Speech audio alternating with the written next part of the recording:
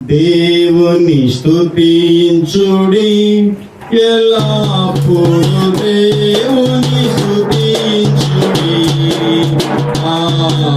దేవుని స్తుతించుడి, ఎల్లప్పుడు దేవుని స్తుతించుడి. ఆయన పరిశుద్ధమాయమాను, ఆయన పరిశుద్ధమాయమాను, ఆయన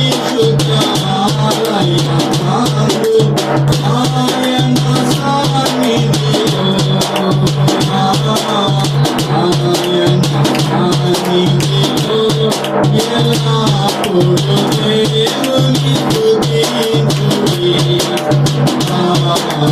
దేవుని స్తుతించుడి, ఎల్లప్పుడు దేవుని స్తుతించుడి. హల్లెలూయా.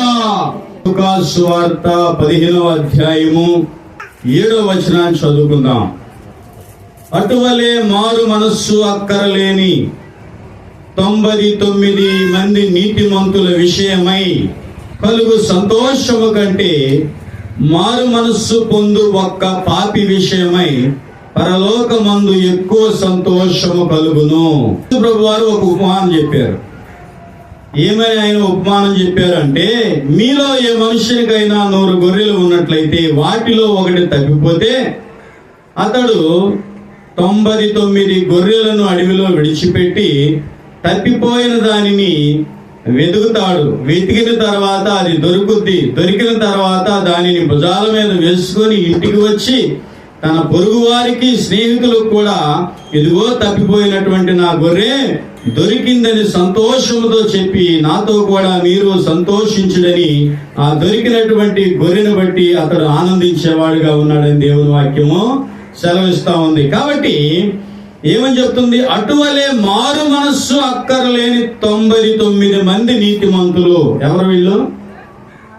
మారు మనసు వద్దు కాబట్టి వీళ్ళు నీతిమంతులు. మారు మనసు లేని నీతిమంతులు ఎంతమంది ఉన్నారు దేవుని దృష్టిలో అంటే? 100కి 99 మంది ఉన్నారు. ఎంతమంది ఉన్నారు? 100 మందికి 99 మంది మారు మనస్సు వద్దనుకొని బ్రతికే నీతిమంతులు. బైబిల్లో 2 రకాల నీతిమంతులు ఉన్నారు. ఒరిజినల్ 100 కాగితం ఉంటే దొంగ 100 కాగితం ఎలా ఉంటుందో, ఒరిజినల్ 200 కాగితం ఉంటే దొంగ 200 కాగితం ఎలా ఉంటుందో, అలాగే ఒరిజినల్ 500 కాగితం అంటే దొంగ 500 కాగితం ఎలా ఉందో చూడండి. అలాగే ఈ దేవుని సన్నిధిలో ఎవరుంటారంట? అనీతిమంతులు, నీతిమంతులు, భక్తిహీనులు ఉంటారు. ఎవరుంటారు? అనీతిమంతులు, నీతిమంతులు, భక్తిహీనులు. ఇప్పుడు దేవుడు ఎవరికి కావాలి?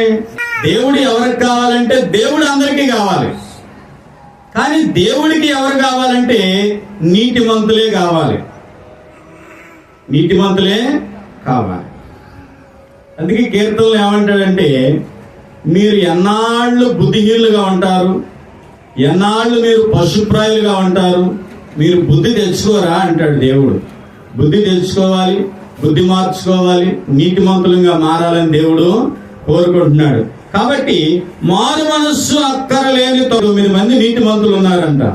ఇప్పుడు 99 మంది నీతిమంతులను పక్కన పెట్టి మారు మనస్సు పొందినటువంటి ఒక్క పాపి విషయమై దేవుడు చాలా ఆనందించేవాడుగా ఉన్నాడని దేవుని వాక్యంలో యేసు ప్రభువారే సెలవిస్తా ఉన్నాడు. స్వనీతి, సొంత నీతి ఎలా ఉంటుందంటే యెషయా గ్రంథంలో చెప్తాడు, మా నీతి క్రియలన్నీ దేవా నీ ఎదుట మురికి గుడ్డల వలె ఉన్నవి. మనం చాలా నీతిమంతులు అనుకుంటాం. చాలా మాటలు నీతిమంతులాగానే కొన్ని వ్యవహారాలన్నీ నేను నీతిమంతుడిని అనిపించుకోవడానికి, నేను నీతిమంతురాలని అనిపించుకోవడానికి చాలా మంది జరిగిస్తూ ఉంటారు. అయితే ఈ లోకంలో మన చుట్టుపక్కల మన ప్రజల దగ్గర సరిపోతాయి, కానీ అవి దేవుని ఎదుట అది నీతి ఎవరు? దేవుడు దేనిని నీతిగా నియమించాడో దానిని జరిగించేవాడే నీతిమంతుడు అని చెప్పేసి దేవుని వాక్యము సెలవిస్తా ఉంది. లూకా సువార్త 18వ అధ్యాయము 9వ వచనంలోకి వస్తే యేసు ప్రభువు చెప్తున్నాడు, తామే నీతిమంతులమని తమ్ము నమ్ముకొని ఇతరులను తృణీకరించు కొందరితో ఆయన ఈ ఉపమానము చెప్పెను. ప్రార్థన చేయుటకై ఇద్దరు మనుష్యులు దేవాలయమునకు వెళ్ళిరి. వారిలో ఒకడు పరిసయ్యుడు, మరి ఒకడు సుంకరి. పరిసయ్యుడు నిలువబడి ప్రార్థన చేస్తా ఉన్నాడు. ఏమని? నేను చోరులను, అన్యాయస్తులను, వ్యభిచారులను, ఆ ఇతర మనుష్యుల వలెనైనను ఈ సుంకరి వలెనైనను ఉండనందుకు నీకు కృతజ్ఞతాస్తుతులు చెల్లించుచున్నాను. ఈ సొంత నీతి అన్నమాట. ఏమి నీతిది? ఈ సొంత నీతిని ఎక్కడ స్థాపించడానికి వెళ్ళాడు? దేవుని మందిరంలో స్థాపించడానికి వెళ్ళి ప్రార్థన చేస్తా ఉన్నాడు. అయితే కింద కూడా కనపడుతూ ఉంది. అయితే సుంకరి దూరముగా నిలుచుండి ఆకాశం వైపు కన్నులెత్తుటకైనను ధైర్యము చాలక రొమ్ము కొట్టుకొనుచు దేవా పాపినైన నన్ను కరుణించమని, దేవా పాపినైన నన్ను కరుణించమని కేకలు వేసెను, పలికెను. కాబట్టి అతని కంటే ఇతడు నీతిమంతుడుగా తీర్చబడి తన ఇంటికి వెళ్ళనని మీతో నిశ్చయముగా చెప్పుచున్నానెను.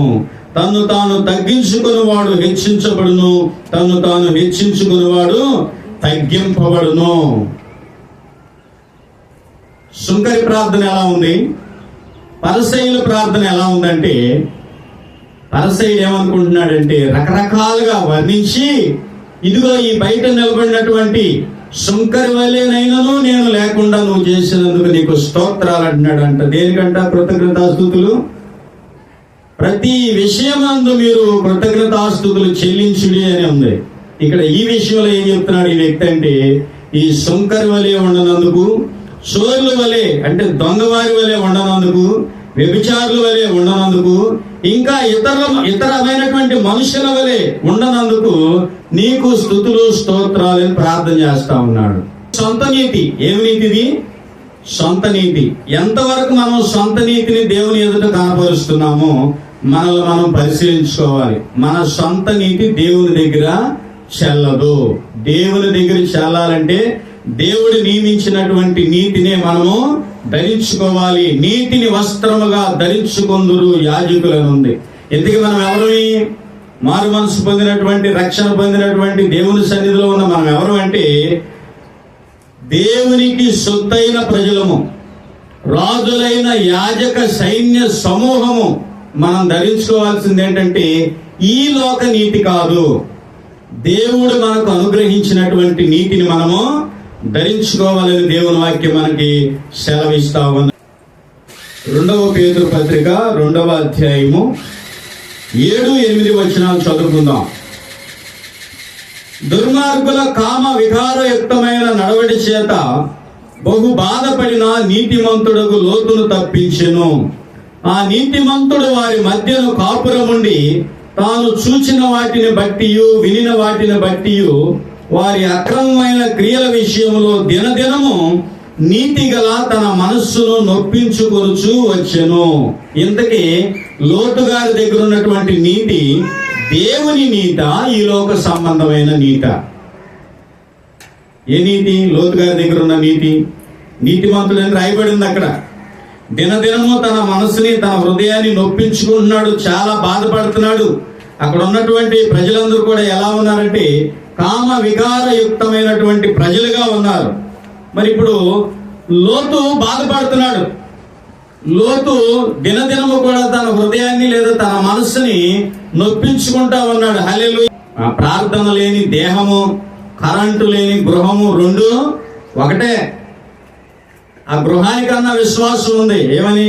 ఎక్కడన్నా తెగిపోయిన వైర్లు లేకపోతే కొట్టేసిన ఫీజు బాగు చేసిన తర్వాత వేస్తారు, కరెంటు వచ్చిందని ఆ గృహానికైనా ఏముంటది?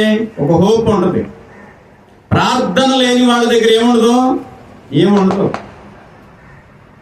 రెండోది, మనం బాగా డాక్టర్ చదువుకుంటే, ఒక MBBS చదువుకున్నాం అనుకోండి, మనకు శరీరాలకి, ప్రజల శరీరాలకి ఏ ఏ రోగాలు ఎలా పడతాయో తెలుస్తుంది. లేదు, పరిశుద్ధ గ్రంథాన్ని దినదినము కూడా ఏదో ఒక సమయంలో నువ్వు చదువుతా ఉన్నావు అనుకో, నీ మనసుకి ఏం రోగాలు పట్టినాయా, నీ హృదయానికి ఏం రోగాలు పట్టినాయా, నీ ఆత్మకి ఏం రోగాలు పట్టినాయా. బైబిల్ చదివితే ఆత్మకు పట్టినటువంటి వ్యాధులు దొరుకుతాయి, MBBS చదివితే శరీరానికి పట్టినటువంటి రోగాలన్నీ దొరుకుతాయి. అది చదవకపోతే ఇది చదవకపోతే ఏమీ తెలవు. 19వ అధ్యాయము 15వ వచనం దగ్గర నుంచి చదివితే, ఇదిగో నీ కటాక్షము నీ దాసుని మీద వచ్చినది, నా ప్రాణము రక్షించు వలన నీవు నా ఎడల కనుపరిచిన నీ కృపను గణపరిచితివి. నేను ఆ పర్వతమునకు తప్పించుకొని పోలేను, ఈ కీడు నాకు సంభవించి చచ్చిపోదునేమో. ఇదిగో పారిపోవుటకు ఈ ఊరు సమీపంలో ఉన్నది, అది చిన్నది, నన్ను అక్కడికి తప్పించుకొని పోనిమ్ము అని. అది చిన్నది కదా, నేను బ్రతుకుదునని చెప్పినప్పుడు ఆయన, ఇదిగో నీవు చెప్పిన ఈ ఊరు నాశనము చేయును. ఏమంటున్నాడు? ఇప్పుడు ఏ నీతి? దేవుడైతే వచ్చాడు, దేవుని దూతలైతే వచ్చారు, లోతు భార్యని, లోతు పిల్లల్ని అర్ధరాత్రి దగ్గర నుంచి త్వరపెట్టారు. సరే, దేవుడు వద్దనుకున్నాడు. అంతే, దేవుడు వద్దనుకున్నాక నువ్వు నేను ఏం చేసేదేమీ లేదు. దేవుడు వంకరగా చేసిన దాన్ని ఎవడు తిన్నగా చేయలేడు, దేవుడు తిన్నగా చేసిన దాన్ని ఎవడు కూడా వంకర చేయలేడు. కాబట్టి ప్రియులారా, ఇప్పుడు ఏమి నీతిని ఇక్కడ ప్రదర్శిస్తా ఉన్నాడంటే, దేవుడు ఏం చెప్తున్నాడంటే, దేవుని నీతిని ఉపయోగించి నీవు ఆ దూరంలో ఉన్నటువంటి పర్వతానికి పారిపో అని చెప్తున్నాడు. ఇప్పుడు ఇతడు కూడా నీతిమంతుడే. ఏ నీతి? స్వనీతి, ఈ లోక సంబంధమైన నీతి. ఈ నీతిని బట్టి ఏమంటున్నాడంటే, ప్రభువా ఇదిగో ఇది దగ్గరగా కనపడుతుంది, ఇది చిన్నది కదా, దీనిలోనికి నేను పారిపోతాను అంటున్నాడు. అంటే దేవుని మాట విననివాడు స్వనీతిమంతుడు, దేవుని మాట వినేవాడు నీతిమంతుడు. దేవుని నీతిని ధరించుకోవాలని అందుకే దేవుని వాక్యము సెలవిస్తా ఉంది. లోతు నీతిమంతుడు. ఏ నీతిమంతుడు? స్వనీతిమంతుడు, స్వచిత్తాన్ని జరిగించేవాడు. దేవుడేమో దూరంగా ఉన్న పర్వతానికి పారిపో అంటే, ఈ లోతు గారేమో ఇది దగ్గర కనపడుతుంది, దీని దగ్గరికి నేను పోతాను అన్నాడు. కాబట్టి దేవదూతలు ఏమంటున్నారు? నువ్వు చూపించే ఆ ఊరు కూడా మేము పాడు చేయటానికి వచ్చామని చెప్తున్నాడు. కానీ ఏది ఏమైనప్పటికీ నువ్వు అడిగావు కనుక పో, ఆ ఊరు పో అన్నారు. చివరికి ఏం జరిగిందంటే, ఆ ఊరు వెళ్ళాడు, ఆ ఊర్లో నివసించాడు. కాబట్టి ఇక్కడ ఏం జరిగిందంటే 30వ వచనం చూడండి. లోతు సోయరులో నివసించుటకు భయపడి తన 2 కుమార్తెలతో కూడా సోయరు నుండి పోయి ఆ పర్వతమందు నివసించెను. అతని 2 కుమార్తెలు ఒక గుహలో నివసించిరి. ఎప్పుడు వెళ్ళాడు? సోయరులోకి వెళ్ళి, సోయరులో పిల్లలు ఏమి నేర్చుకోకూడదు అవి నేర్చేసుకున్న తర్వాత ఏమని చెప్తుంది ఇక్కడ? నివసించుటకు భయపడి. ఏమొచ్చేసింది? భయం వచ్చేసింది ఆయనకి. ఇది కూడా పరమ దరిద్రమైంది. ఇప్పుడు ఆ ఊరు ఎందుకు బ్రతుకుందంటే, ఇదిగో ఈ స్వనీతిని అడ్డం పెట్టి ఆ లోతే ఆ ఊరిని కాపాడినట్టు కనపడుతుంది.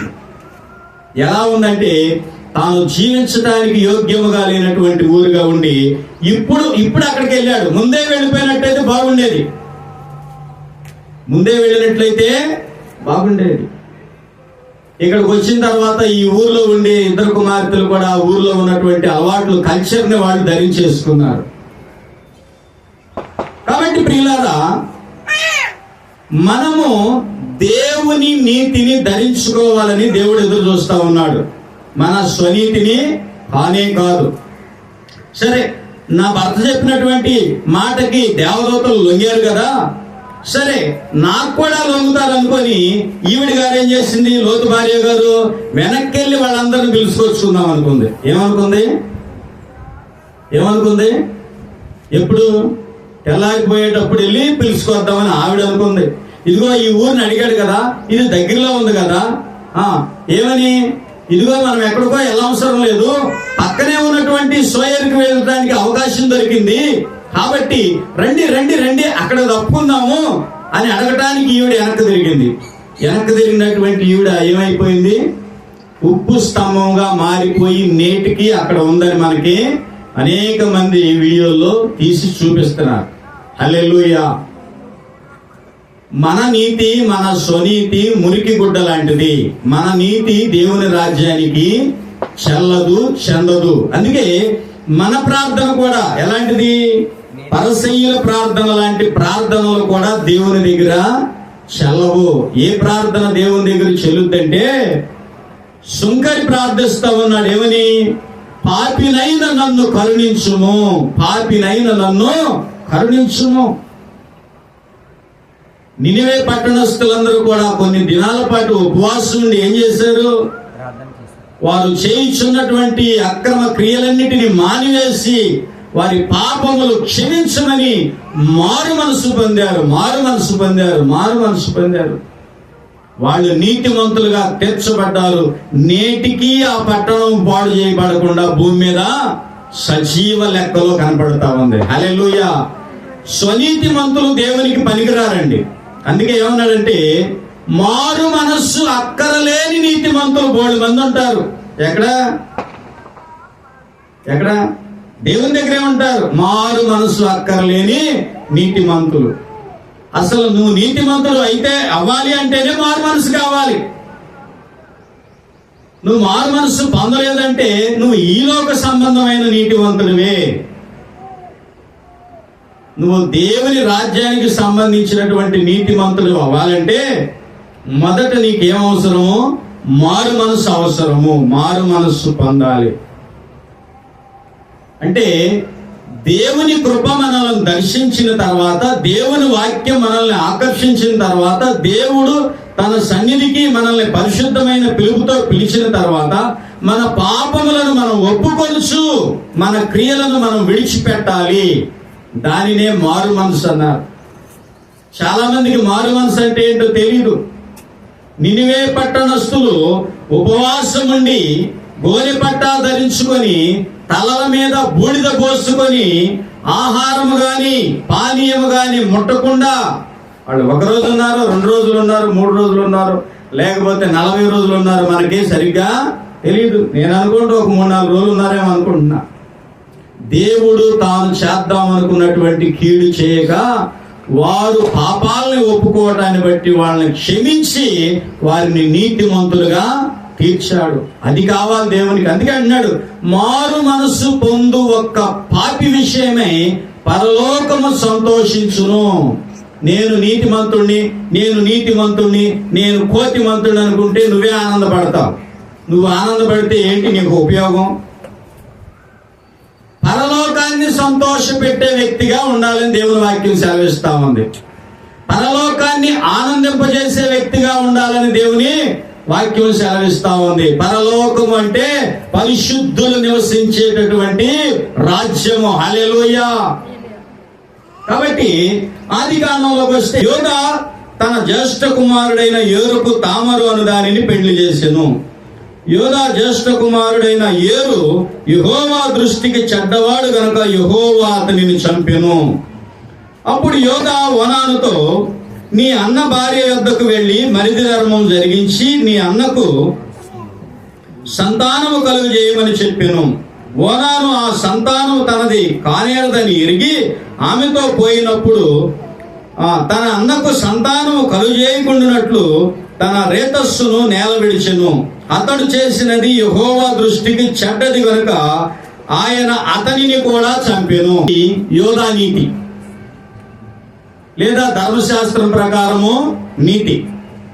నీ అన్న చనిపోయాడు, మరి నీ అన్నకి సంతానం కలగాలంటే, నీ అన్న పేరు మీదకే వెళ్ళాలంటే నీ వెళ్ళి మరి మరిది ధర్మం జరిగించి పిల్లలను కను, వాళ్ళు నీ అన్న పేరు మీద ఉంటారని ఇక్కడ చెప్పినప్పుడు వీడెళ్ళి ఏం చేశాడంటే, వీడు వెళ్ళాడు, కలిశాడు, పనికిమాలిన పని చేశాడు. వీడు దేవునికి కోపం వచ్చింది, వీడిని కూడా చంపేశాడు.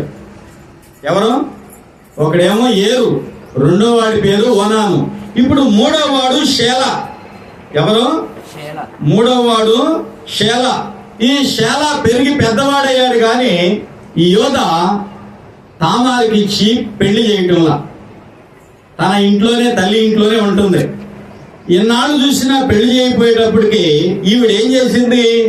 14వ వచనంలో, అప్పుడు షేలా పెద్దవాడైనప్పటికీ ఇయ్యబడకుండుట చూచి తన వైధవ్య వస్త్రములను తీసివేసి ముసుగు వేసుకొని శరీరమంతయు కప్పుకొని తిమ్నాతునకు పోవు మార్గములో నుండి ఏనాయిము ద్వారమున కూర్చుండగా యోధా ఆమెను చూసి ఆమె తన ముఖము కప్పుకొనినందున వేశ్య అనుకొని ఆ మార్గమున ఆమె యొద్దకు పోయి ఆమె తన కోడలని తెలియక నీతో పోయేదును రమ్మని చెప్పెను.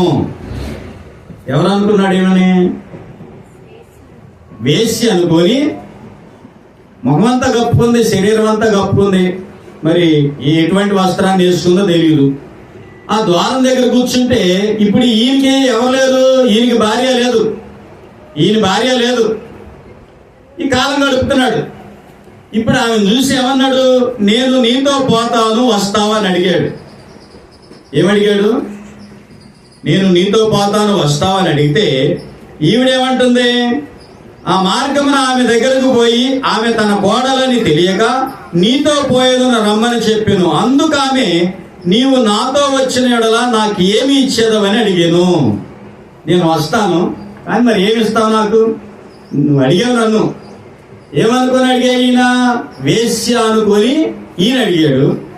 ఆవిడ కూడా ఏమడిగింది? సరే వస్తాను, నాకేమి ఇస్తావు అంటే ఇప్పుడు మనవాడు ఏం చెప్తున్నాడు? మందలు ఉన్నాయి కాబట్టి మందల్లో నుంచి ఒక మంచి మేకపిల్లని నీకు ఇస్తానన్నాడు. ఏమన్నాడు? మంచి మేకపిల్లని ఇస్తానన్నాడు. మరి అయితే మరి మేకపిల్ల ఏదో అంది, మేకపిల్ల మందలో ఉందన్నాడు. ఏమన్నాడు? మేకపిల్ల మందలో ఉందన్నాడు. సరే, మందలో ఉన్నటువంటి నీ పని చూసుకొని నువ్వు వెళ్ళిపోతావు, నువ్వు వెళ్ళినోడు తిరిగి వస్తావో రావో తెలీదు, కాబట్టి అప్పటిదాకా నా దగ్గర ఏదైనా తాకట్టు పెట్టండి. ఏమంది ఆవిడ? నువ్వు నీ పని చేసేసుకుంటావు, నీకు కావాల్సిందేదో నా దగ్గర పొందుకుంటావు, నన్ను అపవిత్రం చేస్తావు, నువ్వు వెళ్ళిపోతావు. వెళ్ళిపోయిన తర్వాత వస్తావో రావో నాకు తెలియదు కనుక అప్పటి వరకు నీ దగ్గర ఏదైనా గుర్తు కోసం నా దగ్గర తాకట్టు పెట్టు అని ఆవిడ అడిగింది. అప్పుడు ఆయన ఏం చేశాడు? అతడు, నేను నీ యొద్ద ఏమి కుదువ పెట్టవాలని అడిగినప్పుడు ఆమె, నీ ముద్రయు దాని దారమును నీ చేతి కర్రయునని చెప్పెను. అతడు వాటిని ఆమెకిచ్చి ఆమెతో పోయెను. ఆమె అతని వలన గర్భవతి అయ్యెను. సరే, ఆయన పని చేసుకున్నాడు, వెళ్ళిపోయాడు. వేసి అనుకున్నాడు, పిలిచాడు, అడిగాడు, మాట్లాడుకున్నాడు, పని చేసుకున్నాడు, మందలోకి వెళ్ళిపోయాడు. ఈవిడ కూడా ఏం చేసింది? ఈవిడ ఏం చేయాలనుకుందో ఈవిడ పని ఏం చేసేసింది, ఏం లేచిపోయి వచ్చేసింది. మందలోకి వెళ్ళిన తర్వాత ఆయన ఏం చేశాడంటే ఒక గొర్రె పిల్లను ఒక మేక పిల్లను ఇచ్చి, ఇదిగో పలానా ద్వారం ముందు పలానా రంగులో ఉంటుంది, పలానా వస్త్రం వేసుకుని ఒక ఆవిడ కూర్చుంది. ఆవిడ దగ్గర ఏమని అంటే, నా ముద్ర, నా దారము, నా చేతికర్ర ఆవిడ దగ్గర ఉంది, నువ్వు వెళ్ళి ఈ మేక పిల్లను ఆవిడకి ఇచ్చి ఆవిడ దగ్గర ఉన్నటువంటి ఆ వస్తువులు పట్టుకురా అన్నాడు. సరే, వీడు వచ్చాడు మేక పిల్లను పట్టుకొని, స్నేహితుడు. కాబట్టి అతను యోధా యొద్దకు తిరిగి వెళ్ళి ఆమె నాకు కనబడలేదు, మరియు ఆ చోటి మనుషులు ఇక్కడ వేసే యవతియో రాలేదని చెప్పిరని అతనితో చెప్పినప్పుడు, యోధా మనలను అపహాస్యము చేసేదరేమో, ఆమె వాటిని ఉంచుకొననిమ్ము. వెళ్ళాడు, మేకపిల్లను పట్టుకెళ్ళాడు, ఆ ద్వారం దగ్గర ఎతికాడు, ఎవరు కనపడలేదు. తెలిసిన వాళ్ళు ఇక్కడికి ఎవరన్నా వేశ్యలు వస్తారని అడిగాడు. ఇక్కడికి వేశ్యలు రావడం, ఇక్కడికి వేశ్యలు ఎవరు రారు అని అక్కడోళ్ళు చెప్పారు. మళ్ళీ మనోడు తిరిగి మేకపిల్లని వేసుకుని యోధా దగ్గరికి వచ్చాడు, మందలోకి వచ్చి చెప్పాడు, ఏంటి ఇంత జరిగింది, మరి నా ముద్ర, ఉంగరమో లేకపోతే దారమో లేకపోతే చేతికర్ర పట్టుకొని పోయింది, మనల్ని ఏమన్నా అపహాస్యం చేస్తారేమో, మనల్ని ఏమన్నా సిగ్గుపాలు చేస్తారేమో, మనల్ని ఏమన్నా అంటే ఏంటి, ఒక పెద్ద మనుషులాగా లేకపోతే ఎక్కడన్నా ఒక వ్యవహారం పెట్టి మనకేమో తప్పేస్తారేమో అంటున్నాడు. సరే, దాదాపు 3 నెలలు గడిచిపోయింది. 3 నెలలు గడిచిపోయిన తర్వాత మరి ఆ తామరకి ఇంటి పక్కన ఉన్న వాళ్ళు ఊరుకోరు కదా. రమారమి 3 నెలలైన తర్వాత నీ కోడలకు తామారు జారత్వము చేసెను, అంతేకాక ఆమె జారత్వము వలన గర్భవతి అయినదని యోధాకు తెలపబడెను. ఈయన పని చేసుకుంటున్నాడు, ఆవిడేమో తల్లిగారి ఇంటికాడ ఉంది. ఆ ఇరుగు పొరుగు వాళ్ళందరూ చూశారు, ఆగుతారా? కడుపు ఉబ్బిపోద్ది 10,000 లీటర్లు బట్టి వాటర్ ట్యాంక్ వెళ్ళి ఉబ్బిపోయి వర్తమానం పంపించేశారు. ఏమని? నీ కోడలు తన ఇంట్లో ఉండి నీ కుమారుడి కోసం ఎదురు చూడకుండా వ్యభిచారం చేసింది. సరే, వ్యభిచారం చేసింది, దాని సంగతి కాదు, వ్యభిచారం వలన గర్భవతి కూడా అయిపోయింది అని యోధాకి చెప్పారు. ఇప్పుడు యోధా రాసుగాడే బర్ర వచ్చేసాడు. ఎక్కడికి? తామరు ఇంటికి వచ్చేసి ఏమన్నాడు? ఆయన మాట్లాడుతున్నాడు. ఏమని? యోధా, ఆమెను బయటికి తీసుకొని రండి, ఆమెను కాల్చివేయవలని చెప్పాను. ఏం చేయాలంట? ఈడైతేనేమో భార్య లేదు కాబట్టి వేశ్యల దగ్గరికి తిరగవచ్చు మనోడు. ఈవిడికి భర్తలు లేరు కాబట్టి ఈవిడ చేస్తేనే తప్పు. చూడండి, ఈ లోక సంబంధమైనటువంటి నీతులు ఎలా ఉంటాయంటే మనం చాలా జాగ్రత్తగా వాళ్ళని వీళ్ళని కాదు, బైబిల్లోనే దేవుని మాట వినకుండా మనం నడిచిన వాళ్ళని అక్కడ పెట్టించాడు. కాబట్టి ఈమె బయటికి తీసుకురండి, కాల్చేయాలి, దాన్ని తగలబెట్టాలంటున్నాడు. అంటున్నాడు గట్టిగా రేగిపోతున్నాడు. కాబట్టి ఏమేం చేసిందంటే ఆమె బయటికి తీసుకొని వచ్చినప్పుడు ఇవి ఎవరివో ఆ మనుష్యుని వలన నేను గర్భవతినైతిని, ఈ ముద్ర, ఈ దారము, ఈ కర్ర ఎవనివో దయచేసి గుర్తుపట్టమని చెప్పాను. సరే, అంత దూరం ఆవిడ ఉంది, ఈయన ఇక్కడ ఉన్నాడు. సరే, ముద్ర ఉంగరము, దారము విన్నారా, ఆ కర్ర, ఇదిగో ఈ ఎవరో ఆయన వల్లనే నేను గర్భవతిని అయ్యాను, కాబట్టి దయచేసి వీటిని గుర్తుపెట్టమని చెప్పండి ఆయనకి అని ఆయన దగ్గరికి పంపించింది. సరే, ఏంటో వీళ్ళకి తెలియదు, వాళ్ళు అవి పట్టుకొని ఈయన దగ్గరికి వచ్చారు. ఈయన దగ్గరికి వచ్చేపాటికి ఇంక మైండ్ పోయింది. ఏం పోయింది? ఈ ముద్ర, ఉంగరము, దారము, ఈ కర్ర తీసుకొని ఆయన దగ్గరికి వచ్చి చూపించారు. చూపించిన తర్వాత ఈయన ఏం మాట్లాడుతున్నాడు? యోధా వాటిని గుర్తుపట్టి నేను నా కుమారుడైన శేలాను ఆమెకు ఇయ్యలేదు గనుక ఆమె నాకంటే నీతిమంతురాలని చెప్పి మరి ఎప్పుడునూ ఆమెను కోడలేదు. ఆమె నాకంటే నీతిమంతురాలు. చూడండి, ఇవన్నీ లోకల్ నీతులు. ఏమి నీతులు ఇవి అంటే నేను నీతిమంతుణ్ణి అనుకుంటున్నాడు. ఏమనుకుంటున్నాడు ఆయన? ఇప్పుడు ఆవిడ గురించి కూడా ఏమంటున్నాడు? నా కుమారుని నేను ఇవ్వలేదు కనుక ఈ పని చేసింది, కాబట్టి ఆమె నాకంటే నీతి మంత్రాలు. మరి ఈ నీతి పరలోక రాజ్యానికి చెల్లుద్దా? నిజమే, ఈ లోకంలో చెల్లుద్ది. లోకంలో సర్ది చెప్పుకోవటానికి, వాళ్ళకి వీళ్ళకి చూపించుకుంటానికి ఈ నీతి పనికొచ్చుద్ది. కానీ ఈ నీతి నిన్ను పరలోకం చేర్చుద్దా? అందుకే యేసయ్య ఏమన్నాడంటే, మారు మనస్సు అక్కరలేని 99 మంది నీతిమంతుల కంటే ఏమక్కర్లేదంట వీళ్ళకి? మారు మనస్సు అక్కర్లేని 99 మంది నీతిమంతుల కంటే మారు మనస్సు పొందు ఒక్క పాపి విషయమై పరలోకము సంతోషించును. హల్లెలూయా. ఇది ఈ లోకంలో మనకు కనబడేటువంటి నీతి. ఇది దేవుని రాజ్యానికి చెల్లుబడి కాదు. ఇశ్రాయేలీలలో పేరు పొందిన సభికులను సమాజ ప్రధానులునైన 250 మందితో మోషేకు ఎదురుగా లేచి మోషే అహరోనులకు విరోధముగా పోగుబడి, మీతో మాకిక పని లేదు, ఈ సర్వ సమాజములోని ప్రతి వాడును పరిశుద్ధుడే, యెహోవా వారి మధ్య ఉన్నాడు, యెహోవా సంఘము మీద మిమ్మును మీరేలా హెచ్చించుకొనుచున్నారనగా మోషే ఆ మాట విని సాగిలపడి అటు తర్వాత అతడు కొరహుతో వాని సమూహముతోను సమాజముతోను ఇట్లెనును, తనవాడు ఎవడో పరిశుద్ధుడు ఎవడో రేపు యెహోవా తెలియజేసి వానిని తన సన్నిధికి రానిచ్చును, ఆయన తాను ఏర్పరచుకొనిన వానిని తన యొద్దకు చేర్చుకొనును అనిను. ఇక్కడ కొరహు ఉన్నాడు, అబిరాము, దాతానులు ఉన్నారు. కొరహు ఎవరు? లేవీకి సంబంధించిన వ్యక్తి. అబిరాము, దాతానులు ఎవరు? రూబేనుకు సంబంధించినటువంటి వ్యక్తులు.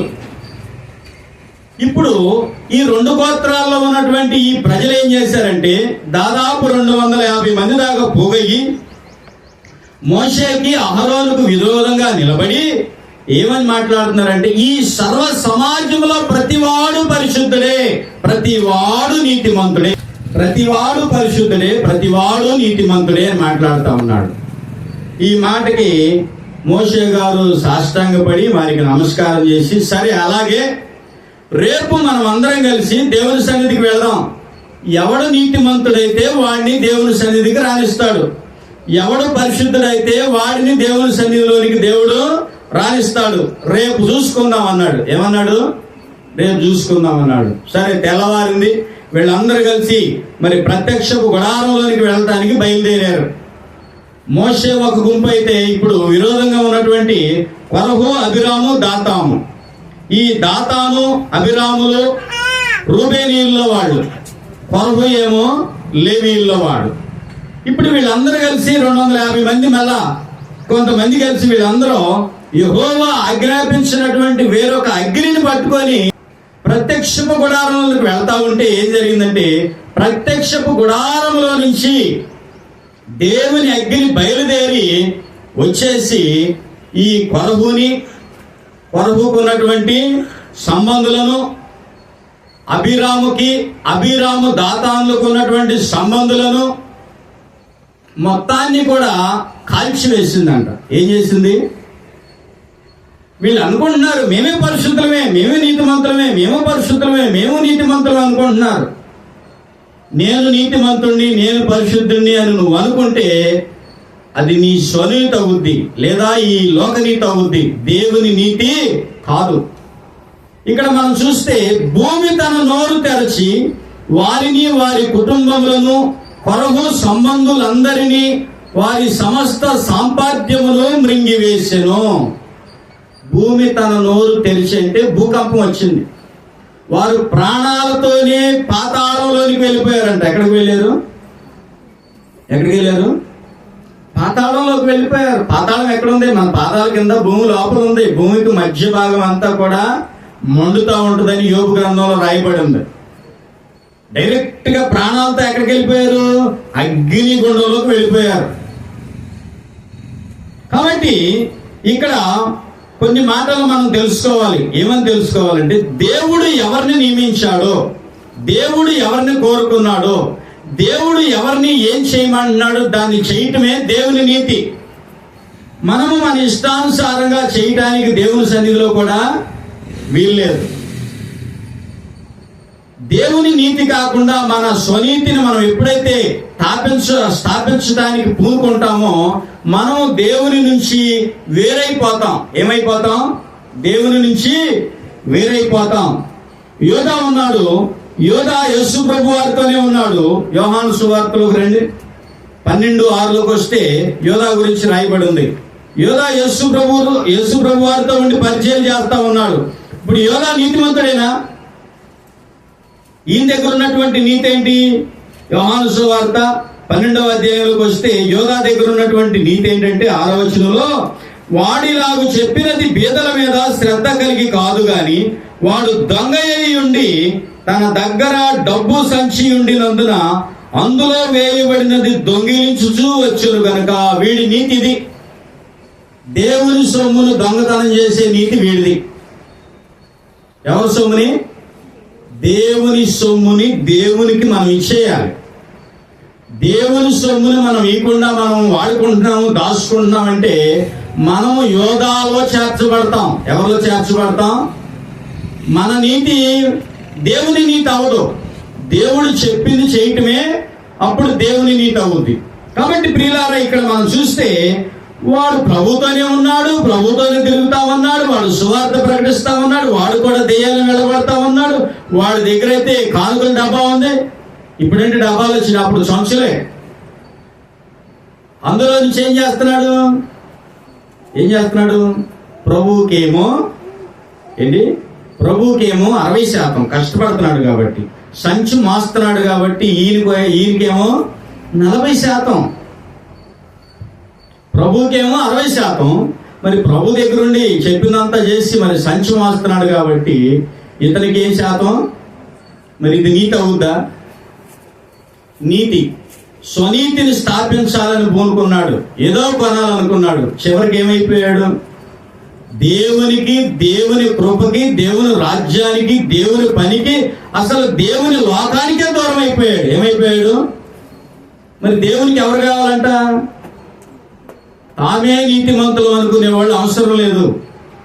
అయ్యా అయిందేదో అయిపోయింది, చేసిందేదో చేసేసాను, నన్ను క్షమించయ్యా అని నోరు తెరిచి ఆయన ఎదుట నీతిమంతుడుగా తీర్చబడటమే దేవునికి కావాలని చెప్తుంది దేవుని వాక్యం. కాబట్టి అపోస్తల కార్యంలోకి వస్తే 17వ అధ్యాయంలోకి వస్తే కొన్ని మాట, ఆ అజ్ఞాన కాలములను దేవుడు చూచి చూడనట్టు ఉండేను గాని ఇప్పుడైతే అందరూ అంతటను మారు మనస్సు పొందవలనని మనుష్యులకు ఆజ్ఞాపించుచున్నాడు. నువ్వు దేవుని రాజ్యానికి వెళ్ళాలంటే ముందు నువ్వు మారు మనస్సు పొందాలి. నువ్వు మారు మనస్సు పొందితేనే నువ్వు నీతిమంతుడుగా దేవుడు తీర్చుతాడు. నీకు మారు మనసు లేదు. యోధాకి ఏం లేదు? యోధాకి ఏం లేదు, మారు మనసు ఉందా? కానీ తన దృష్టికి తాను నీతిమంతుడు. సరే, అక్కడ యోధాను చూసాం, ఆ యోధాకి మారు మనసు ఉందా? లేదు, తన దృష్టికి తాను నీతిమంతుడు. తామారుకు మారు మనసు ఉందా? లేదు, తన దృష్టికి తాను నీతిమంతురాలు. నేను చేసింది కరెక్టే అనుకుంది, చేసేసింది. ఇంకా ముందుకెళ్తే ఇంకెవరు కనపడుతున్నారు? పరసయుడు, సుంకరి. సుంకరేమో ఆకాశం వైపు కనులెత్తడానికి ధైర్యం చాలటం లేదు, దేవుని ఆలయంలో రావడానికి కూడా అతనికి గుండె ధైర్యం లేదు. ఆ బయటే నిలబడి ప్రార్థిస్తా ఉన్నాడంట, అయ్యో పాపినైనా నన్ను కరుణించు దేవా, అయ్యో అభాగ్యుడను దౌర్భాగ్యుడను ఆయన, నేను చేసే పనిని బట్టి. సుంకరేంటి? డబ్బు మీద వ్యాపారం, డబ్బుతో తిరిగే వ్యాపారం. అనేక చోట్ల అనేక విధంగా ఆ డబ్బుల్ని సంపాదించాల్సి వస్తుంది, మాయమాటలు చెప్పాల్సి వస్తుంది. దానిని బట్టి తాను దేవాలయం బయటే నిలబడి ఏడుస్తా ఉన్నాడంట, అంగలాడుస్తా ఉన్నాడంట. దేవాలయం లోపలికి వెళ్ళి ప్రార్థన చేస్తా ఉన్నాడు. బుద్ధిమంతుడు, నీతిమంతుడు, స్వనీతిమంతుడు ఏమని ప్రార్థన చేస్తా ఉన్నాడు? దొంగల వలె నేను లేకుండా, వ్యభిచారుల వలె లేకుండా, ఇతర మనుషుల వలె నేను లేకుండా, ఇదిగో బయట ఏడుతున్నాడు చూసావా ప్రభు, వాడికి వలె కూడా నేను లేకుండా ఉండనందుకు నీకు వందనాలు, స్తోత్రాలు. నా దశమ భాగం చక్కగా నేను ఏమంటున్నాడు? దశమ భాగం ఇవ్వట్లేదు, ఇస్తున్నాడా? చూడండి, లోకా సువార్త 18లో, నా సంపాదన అంతటిలో 10వ వంతు చెల్లించుచున్నానని తనలో తాను ప్రార్థించుచుండెను. ఏం చెప్తున్నాడు? నాకు వచ్చిన దాంట్లో ఖచ్చితంగా నీకు ఇచ్చేస్తున్నాను ప్రభువా. నీకు వచ్చిన దాంట్లో 10వ వంతు దేవుంది, నీది కాదది. ఇంకా నువ్వు ఇచ్చింది ఏముంది? నువ్వు లెక్క ప్రకారం దేవుని కృప పొందుకున్నావు, దేవుని రక్షణ పొందుకున్నావు, దేవుని రాజ్యానికి వారసుడు, దేవునికి సొమ్ము ఇవ్వాలి కనుక ఆయన 10వ వంతు ఆయనకి ఇచ్చేస్తున్నావు. నువ్వు ఇచ్చింది ఏం లేదు, నువ్వు ఇస్తే 10వ వంతు తీసేసావు, పక్కన పెట్టి దేవునికి నువ్వు ఇవ్వాలి కనుక ఇచ్చేసావు. ఇప్పుడు నువ్వు ఇచ్చేది ఏదైనా నువ్వు ఇచ్చింది అవుద్ది. కొంతమంది ఏమనుకుంటారంటే 10వ వంతు ఇచ్చి, అప్ప నేను దేవునికి ఇచ్చేసాను, అయ్యో ఏది నాయన ఆ 10వ వంతు ఎందుకు ఇవ్వాలి? దశమ భాగం ఎందుకు ఇవ్వాలి? దేవుని వాక్యం ఏం చెప్తుంది? నా మందిరంలో సమృద్ధిగా ఆహారం ఉండునట్లు, నా మందిరంలో సమృద్ధిగా వస్తువులు ఉండునట్లు, నా మందిరానికి సంబంధించినటువంటి ప్రతి పరిచర్య కొనసాగునట్లు నువ్వు దానిని ఇవ్వాలి. అది నువ్వు ఇచ్చింది ఎట్ట అవుద్ది? అవును, చాలా మంది ఏమనుకుంటారంటే 10వ వంతు ఇచ్చి మేము ఇచ్చేసాం. నేను అట్లా అనుకునేవాడు మారు మనసు పొందిన పాత్రలో. కొన్నాళ్ళు పోయిన తర్వాత నాకు అర్థమైంది ఏమని, నేను దేవుని కుమారుని అయ్యాను కనుక దేవునికి ఇచ్చేసా. ఇప్పుడు అవి కాకుండా నేను ఇస్తే నేను ఇచ్చినట్టు అవుద్ది. అప్పుడేమిటో నేర్చుకున్నా నేను. అప్పుడేమిటో నేర్చుకున్నా. అసలు కొంతమంది అసలు ఆ పది తీయటానికి ప్రాణం ఒప్పదు, తెలీదు, వినరు, ఆశీర్వాదం రాదు. అబ్రహాముకి ఎప్పుడు ఆశీర్వాదం పలికాడు దేవుడు చెప్పండి? నిన్ను అలా చేస్తాను, నేను ఇలా చేస్తాను, నీ సంతానాన్ని ఇస్తాను అన్నీ చెప్పాడు. కానీ ఎప్పుడు ఆశీర్వదించాడు? అబ్రహాము అన్నిటిలో షాలేము రాజుకు 10వ వంతు ఇచ్చెను. అప్పుడు అబ్రహామును షాలేము రాజు ఆశీర్వదించెను. ఆశీర్వాదం దేవుని దగ్గర నుంచి ఎప్పుడు నీ మీదకి వస్తుంది? ఆశీర్వాదపు వాక్కు నీ మీదకి ఎప్పుడు వచ్చింది? దేవునికి మనం చెల్లించినప్పుడు ఆయన ఆశీర్వాదపు వాక్కు మన మీదకి వచ్చిందంట. ఇంకా అది కాకుండా నువ్వు ఎక్స్ట్రా ఇస్తే నువ్వు దేవునికి ఇచ్చిన వాడు అవుతావు. అది కాకుండా ఇస్తే, అదే ఇచ్చి మెదలకుండా ఉంటే, ఇది సుంకరే ఏమనుకుంటున్నాడు? పరసీడు ఏమనుకుంటున్నాడు? కాబట్టి వీళ్ళిద్దరిలో ఎవరు నీతిమంతులు అయ్యారు? వీళ్ళిద్దరిలో ఎవరయ్యారు నీతిమంతులు? ఎవరయ్యారు? సుంకరే నీతిమంతుడుగా తీర్చబడ్డాడు. ఎవరో? సుంకరి అతని కంటే ఇతడు నీతిమంతుడుగా తీర్చబడి తన ఇంటికి వెళ్ళినని మీతో చెప్పుచున్నాను. బయటుండి నేను పాపినాయనా అని అరిసేవాడేమో నీతిమంతుడుగా తీర్చబడ్డాడంట. లోపల నుండి చాలా చెప్తున్నాడు. ఏమి చెప్తున్నాడు? దొంగల వల్లే నేను లేనయ్యా, వ్యభిచారుల వల్లే నేను లేనయ్యా, ఇంకా అనేకుల వల్లే నేను లేనయ్యా. ఇదిగో బయట ఉన్నటువంటి ఈ సుంకరి, వాడు అనవసరంగా డబ్బుని దొంగతనం చేస్తాడు ప్రజల దగ్గర నుంచి, దొంగలు ఎక్కలేసి, వాడి వల్లే కూడా నేను లేనయ్యా. మరి వారానికి నేను ఉపవాసాలు ఉంటున్నాను. ఏమంటాడు ఆయన? ఏమన్నాడు? వారమునకు 2 మార్లు ఉపవాసం చేస్తున్నాను, నాకు వచ్చినటువంటి ఆదాయంలో నుంచి దశమ భాగం తీసి నీకు ఇస్తున్నాను అంటున్నాడు. మరి వీడు చెప్పిన దాన్ని బట్టి చూస్తే వీడే కరెక్ట్ అనిపిస్తుంది. ఎవరు కరెక్ట్ అనిపిస్తుంది? వారానికి 2 ఉపవాసాలు ఉంటున్నాడు, 100 రూపాయలు అయితే 10 రూపాయలు దేవునికి పక్కన పెట్టేస్తున్నాడు, దొంగల్లో కలవటం లేదు, వ్యభిచారుల్లో కలవటం లేదు, ఇంకా అనేక మనుషుల్లో కలవటం లేదు, కనీసం ఈ దోచుకునే సుంకర్లో కూడా కలవటంలా. మరి ఇన్ని యోగ్యతలు కనపడుతున్నా కానీ దేవుడు ఎందుకని సుంకర్ని నీతిమంతులుగా తీర్చాడు, పరసైన నీతిమంతులుగా ఎందుకు తీర్చలేదు? ఎందుకంటే ఇన్ని చేసిన వాడు నేను పాపిని అంటానికి ఇష్టపడతలా. ఏమి ఇష్టపడతలా? కొంతమందికి నేను పాపిని అంటానికి వారి హృదయం వారికి సహకరించదు. యోధా చేసిన పని చేశాడు, ఏమన్నాడు? నాకంటే ఆమె నీతిమంతురాలు అంటున్నాడు. అంటే ఈయన కూడా నీతిమంతుడనేగా. అందుకని యేసు ప్రభు కావాల్సింది ఎవరంటే తమ ఇష్టానుసారంగా నీతిమంతులుగా మారిన వారు కాదు. ఆయన కావాల్సింది ఒక పాపి విషయమై పరలోకమందు ఎక్కువ సంతోషము కలుగును, మారు మనస్సు అక్కర్లేని నీతిమంతులు అంట వీళ్ళు. ఎవరు వీళ్ళు? మారు మనస్సు అక్కర్లేని నీతిమంతులు. దేవుడి మాటలు మన హృదయాల్లో స్థిరపరచును గాక. ఆమేన్.